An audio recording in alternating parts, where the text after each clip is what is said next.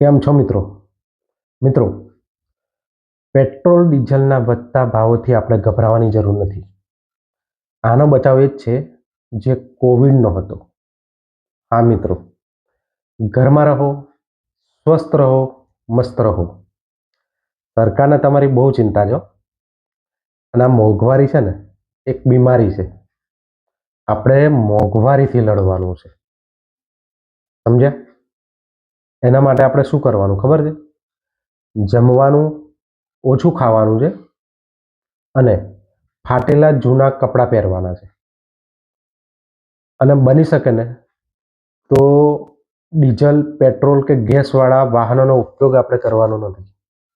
આપણે જ્યાં પણ જવું હોય ને ત્યાં આપણે ચાલતા જ જવાનું છે. અને હા, ધ્યાન રાખજો હો. આપણે છે ને ખાલી મોંઘવારી સામે લડવાનું છે, સરકાર સામે નહીં.